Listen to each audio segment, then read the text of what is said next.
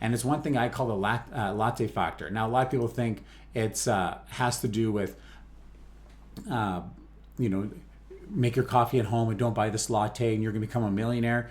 And I see things on social media where people talk about, like, here I am making my coffee at home. I'm not a millionaire yet. Well, you see, it's not just about not spending the money. It's not just about restricting yourself and not spending your money and living without. But what you need to do is invest that money that you're choosing not to spend. And that's where I think a lot of people make that disconnect, is that they don't spend the money in this one area, that coffee or latte or whatnot, whatever it is, lunch, but they don't save it.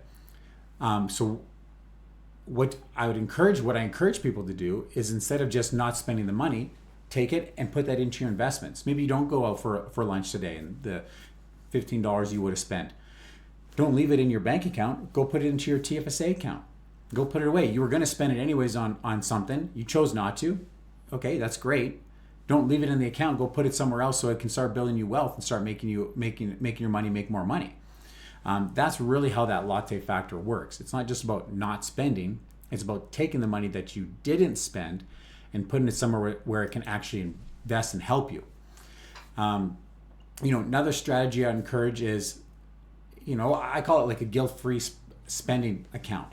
So something important here, when you're wanting to really defeat income creep, it doesn't mean living like a monk. What it means is really being intentional. I encourage you to set up a specific guilt-free spending account category that you agree on in a family.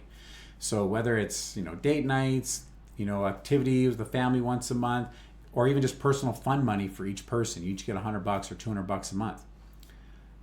Decide that, you keep that budgeted, and you do whatever you want with that, a couple $100 or that dinner or whatever it is, and you don't have to worry about it derailing you from your financial goals.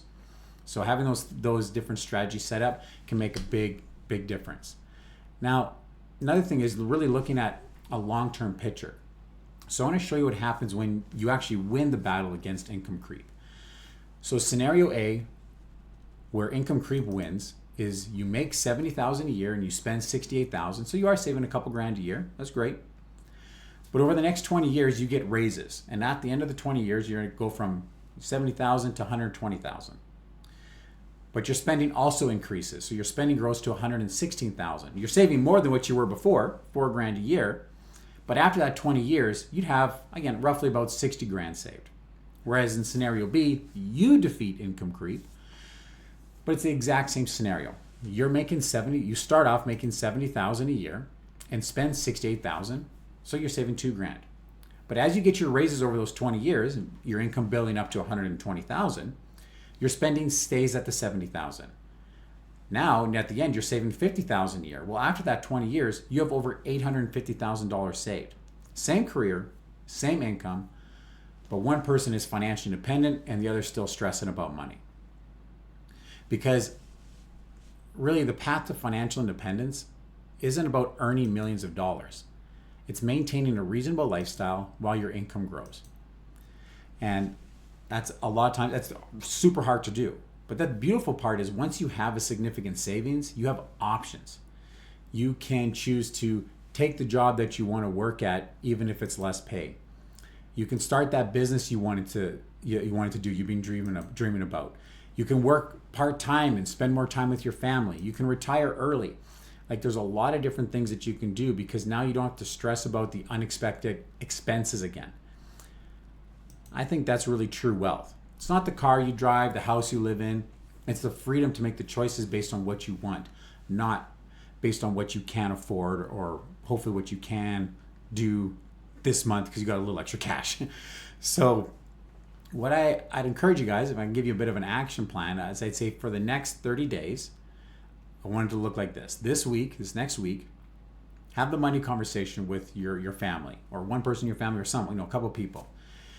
Using one of those starters I gave you, identify your family's real financial values and goals, write them down somewhere, put them up so you both see them. And then over the next month, set up your family money meeting. Put it on the calendar, make it happen, make sure it gets done. If you have a little extra income coming in right now, or when you get your next raise, set up automation before the money arrives. So if you know you got a raise coming in, set that up to automatically go out. Calculate what your current saving upgrades are going to cost and use that to start creating future wealth. So just remember that every dollar you spend on lifestyle today is a dollar you can't have working for you in the future. But every dollar you save today is a dollar that will work for you forever. So you don't have to choose between enjoying life now and being secure later. You just have to be intentional. You have to know where the money's going and really what's important to you, what your priorities are. So if you're not sure how to set that up or need help creating that plan that works for you in your specific situation, I mean, that's what I do. Send me a message, more than happy to help, because income creep is beatable.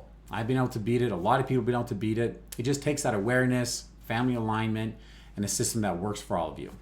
So if you would like to have those scenarios set up, I've got a PDF. You can send me a message. I'm more than happy to send it to you. Those conversation starters, how to get that going. I've got the PDFs for that. I can send that, email that over, no problem.